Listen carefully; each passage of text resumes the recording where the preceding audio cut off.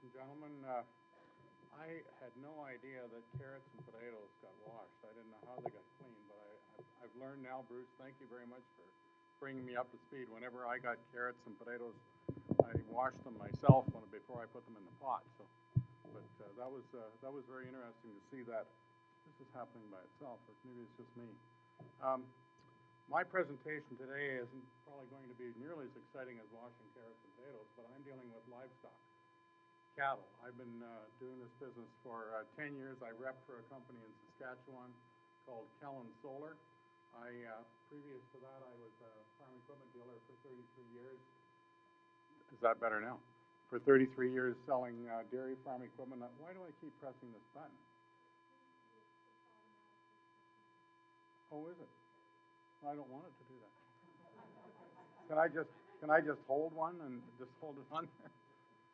It might go faster than I go, or I might go faster than it goes. I want to be in control.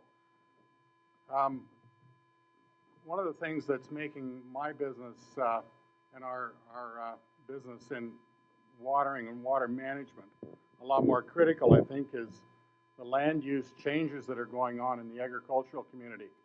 Land use changes meaning development coming into the city, forcing people from the suburbs up to the country where they see what's going on in the country. They force the farmers to be better farmers. They force the farmland to be more money, or it is more valuable. When it becomes more valuable, what we consider to be a lesser crop in grazing livestock is now become a grazing livestock not on good corn and bean land, but on class 3 and class 4 and class 5 land. That's forced my business, or has given me an opportunity with my business to sell livestock watering systems to these areas where there is no hydro. Before I go into that and even start with getting the slides, I want to go back. If you have, or anybody in the Conservation Authority has a farmer or somebody that's interested in watering livestock, look around, and if there's hydro nearby, I mean within a kilometer, don't even look at a battery or a solar-powered system. Don't even call me. Run a nice long black hose as far as you want to go, and you're guaranteed to get good water. You know if the hydro's off, you know that there's not going to be any issues with it.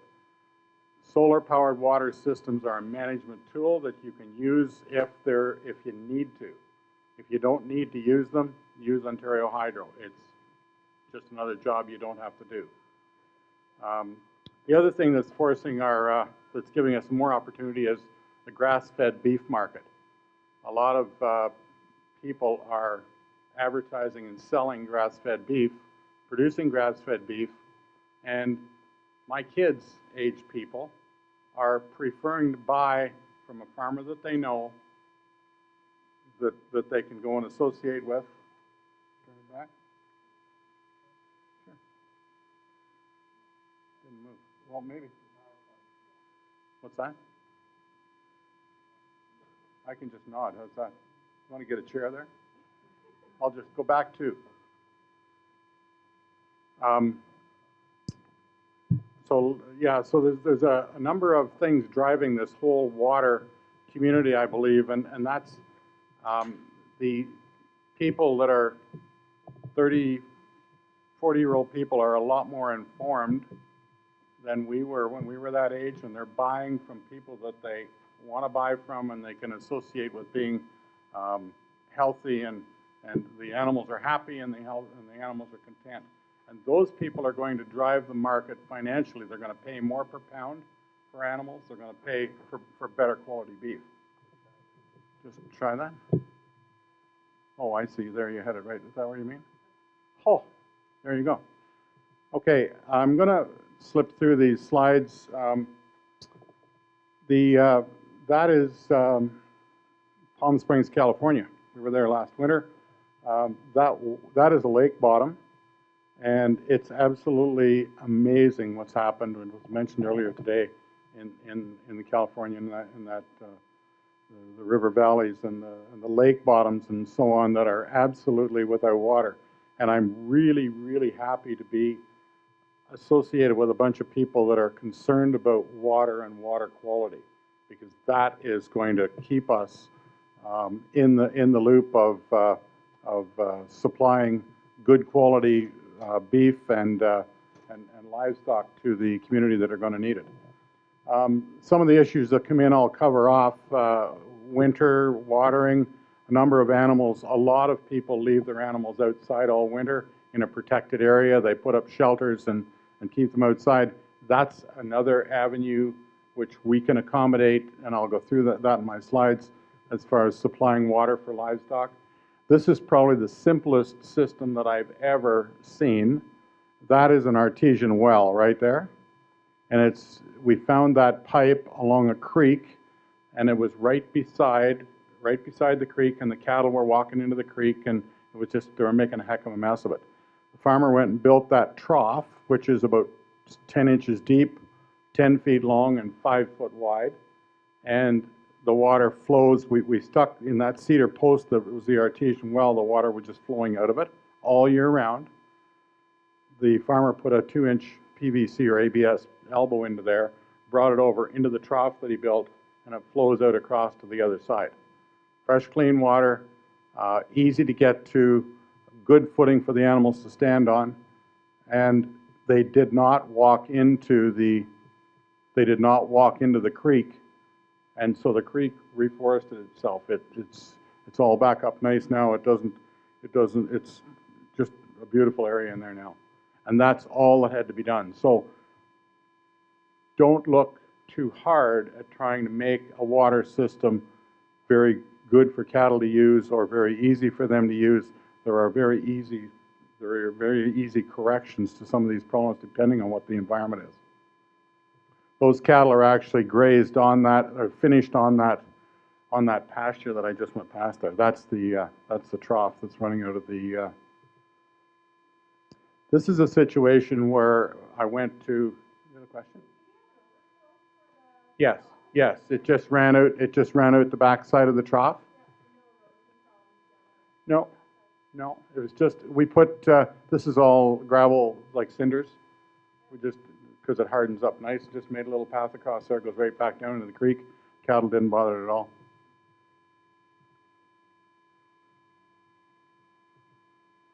This was a winter water system that we put in, probably 10 or 15 years ago.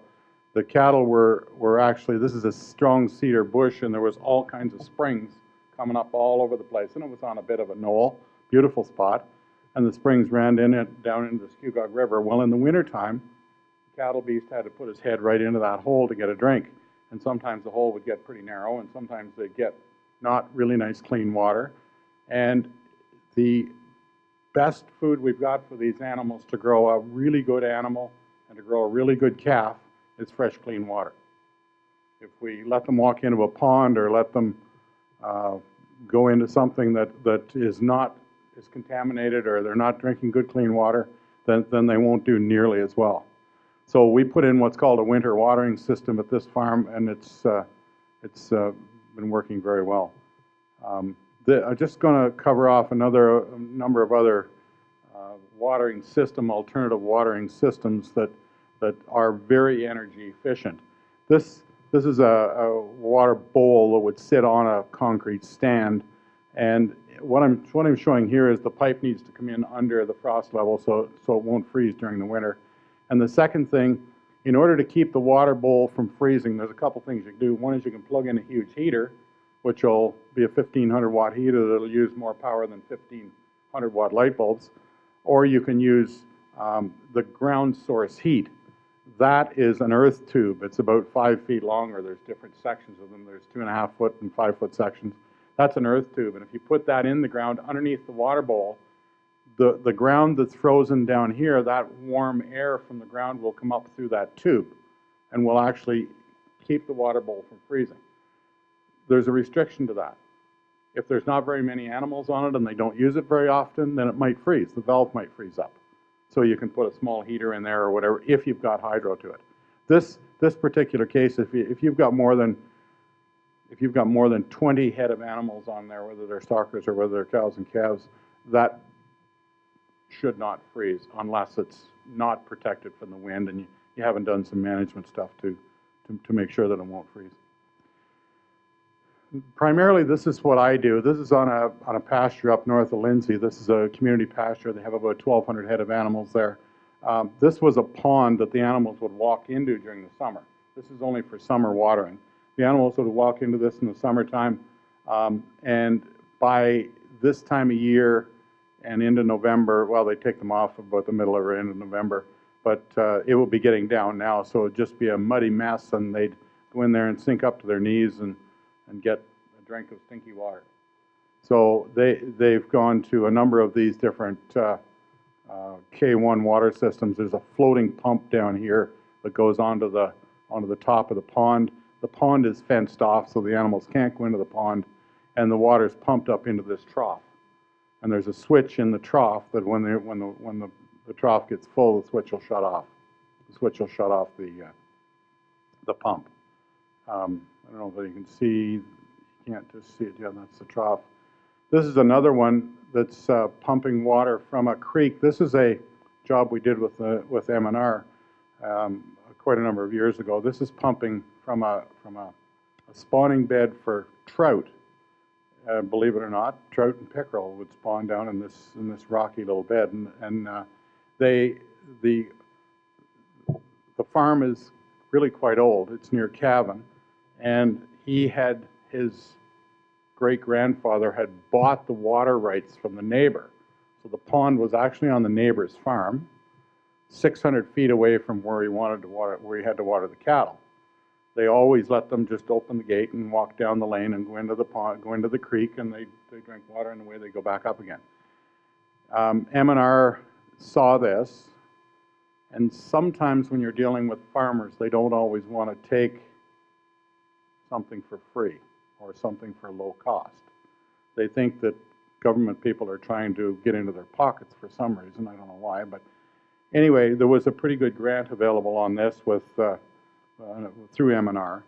We put that culvert in there basically as a catch basin to catch the water, and we put a pump in there, and we pump the water from there up to 600 feet up into a trough and shut it off from there. That is an old freezer the guy had, so he chained it because there was a number of bears around there. And we didn't do it that way to start with, put a nice little plastic tank there, and the bears soon got rid of that in less than a year. Anyway, he had an old freezer, so we put there's 2 batteries and a control box, and we put them in there, and the solar panel for that is back about 400 feet up and outside the forest, because you can't put a solar panel in the forest very well. But the machines that I work with almost always use batteries because the prime thing I'm trying to do is water the livestock. I don't want them to go short of water. So if they want to drink at night, or they want to drink on a day that the snow is covering the panel and there's no power, I need to have battery backup. So all the solar panels do is solar is a nice way of saying we're getting energy from the sun, and it's kind of a catchy phrase, but they're battery powered. This system is down north of Oshawa. This developer, who is a farmer, or developer farmer, had a pond, and he has split 200 acres of the most beautiful rolling land that he's going to develop in the next 30 or 40 years. He's owned it for about 25 years. The cattle, again, was about 110 head of cows. With their calves would go in and make all kinds of marks in the pond, and it would basically go dry coming near the early fall. It would be dry. So we pump the water from there, from the pond, up through a system of pipes that go to 7 different locations. So he split the farm, the 200 acres, into 7 different parcels, and he takes hay off at least 4 of them, maybe 5 of them. And then when he takes the first cut of hay off, then he can put the cows into those different pastures. That guy there, that was before we had cell phone antennas. So he's holding his arm up like that so he can get the right coverage. No, not really. But that's a normal 200-watt panel system that we use all the time, and then the wires come down and go into that blue box.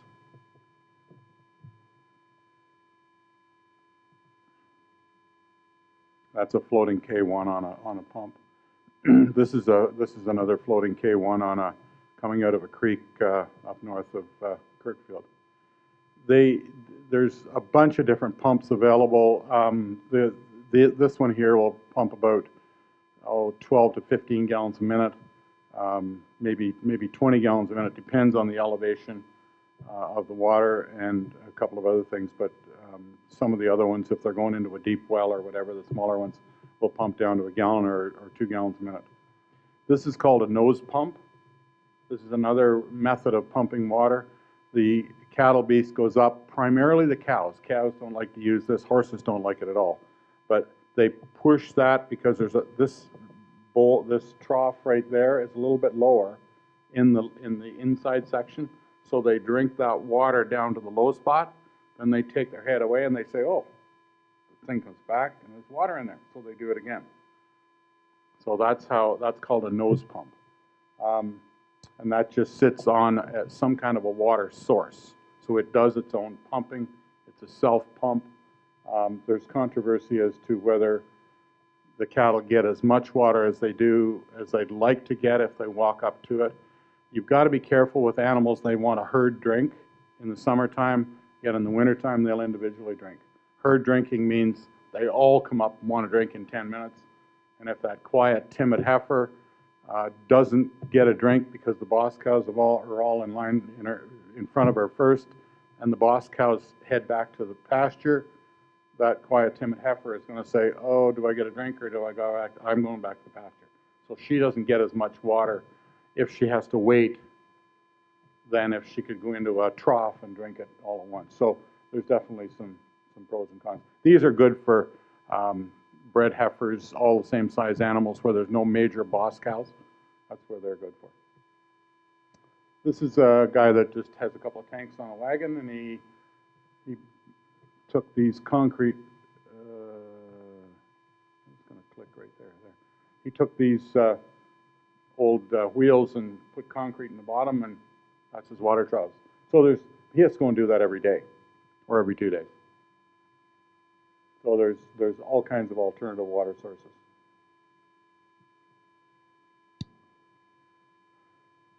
That's a K1 at the Artesian Pasture. This is an 80-foot deep well up north of Kirkfield, work done for Nature Conservancy of Canada. We have a number of these pumps up there. We're on the Carden Plain or the Alvar, and there's lots of birds up there, shrike, and they need to have grassland. And grassland is made from cows that are grazing the land. So Parks Canada, it's Ontario Parks now, has said we will allow cows to be in our Ontario Park. So there's a number of people that put cattle up there. These wells are mostly 80 feet deep. They'll have, I've got one of these wells actually that with one system that is between two ranches. The farmer owns both of them. And there's 2,800 acres on one ranch and 3,200 acres on the other ranch. There's 180 cows with calves on one ranch, and there's 215 or something stockers on the other ranch, and they all work out of one well. So the wells are fairly high production. They'll run about 3 to 4 gallons a minute, but we set the pumps so they don't pump any more than that, so that they have lots of water ahead. But they'll have, in those bigger ranches, they'll have 3 or 4 of those troughs that size. Keep track of my time there, will you? Because I forgot to do that. That's just indicating the float that's in it to shut it off when it gets full. This little red ball is a very exciting thing because this particular well is not too far from a back road, and I drove down a couple of years ago and I looked across the field at the well and I said, what's that red thing in the trough? And I went up to the farmyard and I said to the farmer, there's something red in your trough. He said, oh, I put the kids' softball in there. He said, I can see when there's water. I don't have to jump the fence and walk over. And I thought, oh, that's a great idea. I'm going to start selling those. But he just didn't have to go and do it. This is quite a common thing out west in Western Canada. These pumps were developed in Western Canada. They've been doing it for over 30 years. This is a traveling system. And because a lot of the cattle out there go from quarter section to quarter section to quarter section to quarter section, maybe twice a year, and they'll have different water sources on each one. And these are portable troughs. So they would do these, you just crank these, we'll empty it, crank the wheels down, hook on it with the 4x4, and you've got everything self-contained. Your pump and your solar panels and everything built right on it. This is actually in Moncton.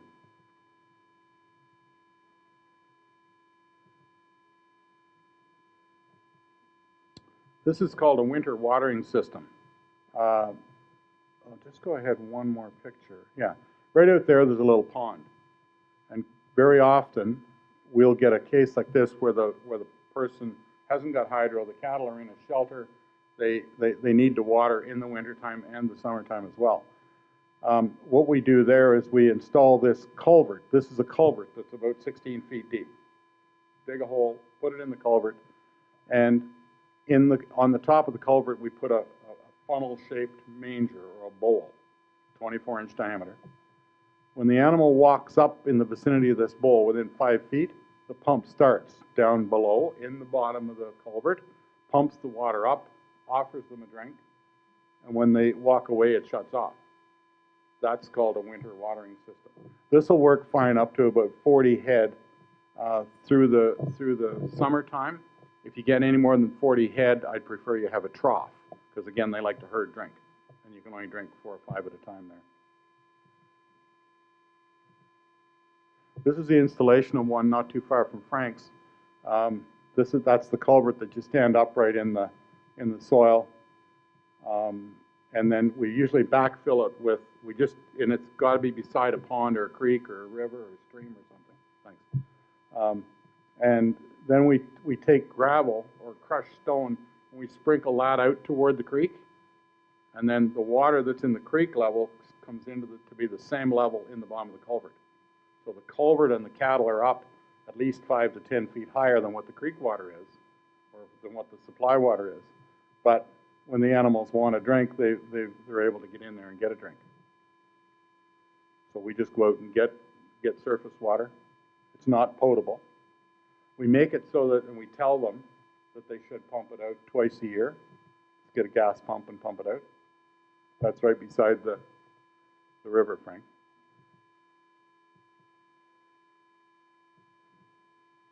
That's a floating pump. That's the speed of the floating pump showing the float switch. This is what they do at West a lot. We don't do that here.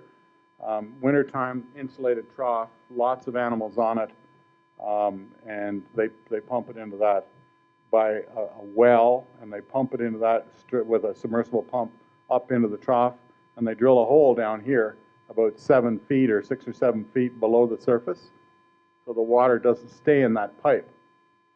No water in that pipe. It goes back down under the